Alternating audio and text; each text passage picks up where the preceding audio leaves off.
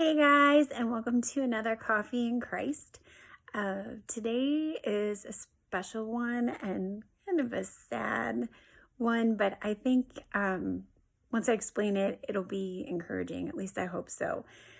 So this past weekend, we lost our pet lizard, which I know sounds really trivial, but let me explain a little further. So we had Lizzie. I know it's a really creative name. Katie named her. For almost 4 years. And Katie, that was Katie's pet.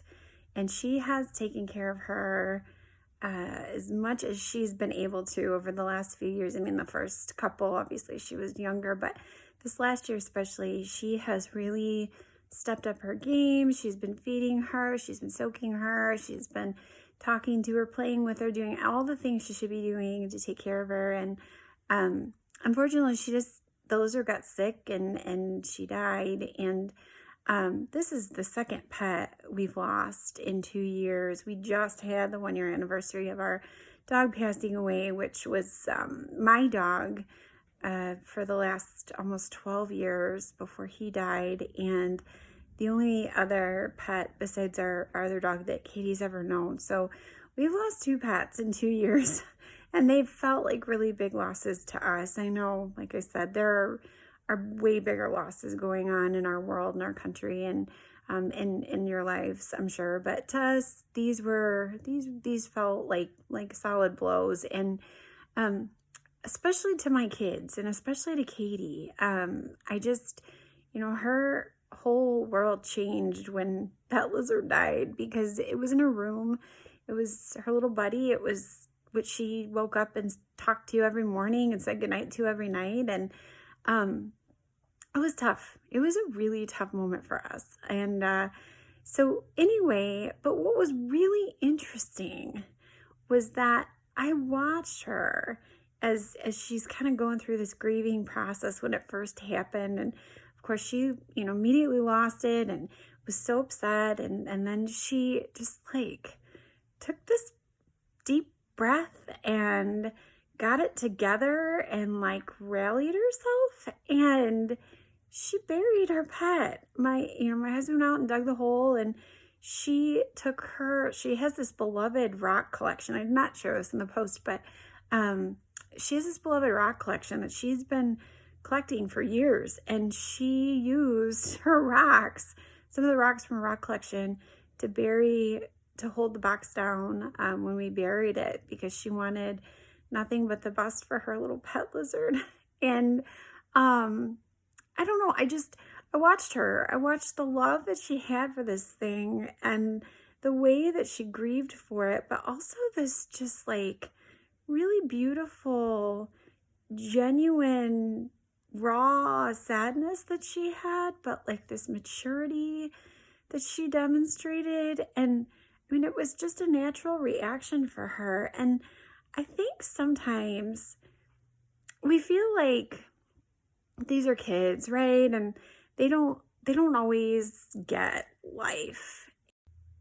And we don't think that they always understand the gravity of situations. But watching her, it just kind of dawned on me more than it has before that everything's kind of in relation to where we're at, right? And that's true with all of us. I mean, something seems big until something bigger happens, and then that thing seems big, but it's all relative. And to her, this was really big. And so the way that she handled it, I mean, I was just really impressed with how well she accepted that this happened, wasn't afraid to be sad, wasn't afraid or embarrassed to show her emotion about it, was responsible enough to follow through with what she had started by burying her pet. She loved fearlessly, she lost graciously, and she just showed a lot of character that, as her mom, I was just really impressed. And I would bet, for those of you with children or who are exposed to children, that if you take a step back and really watch how they handle situations, not perfectly, obviously, but in relationship to their age and size and where they are in life, you might learn a thing or two about how to react. I did. I mean, I just thought, I need to be more like that. I'm sitting here thinking I'm the adult and I should be, preparing you and teaching you some of the stuff, which I am. I mean, obviously I'm her mom and it's my job to guide her, but I can learn things from her too and from all my kids. So anyway, I'll wrap this up with a verse that I used in the post, and the post itself was called "Life and Loss Through the Eyes of an 8-Year-Old," and I'll put the link, like always, with this post. But here's the verse, and it's Matthew 18:4, and this is when Jesus was the little children wanted to come, and the disciples were trying to keep the kids away, and he was demonstrating the importance of a child and the simplicity and the humility of their faith. And so the verse says, whoever humbles himself like this child is the greatest in the kingdom of heaven. So just to end this here, I loved seeing this situation through the eyes of my daughter, seeing how she handled it, seeing how she was able to draw her strength upon the Lord. And I believe she did. She's a Christian. She is a very strong believer. I admire the faith she has at the age that she's at.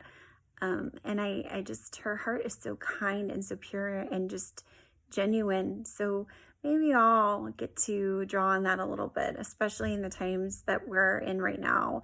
And I think it is very soothing to our souls. So with that, I hope you guys are encouraged and that the rest of your week goes well. Bye.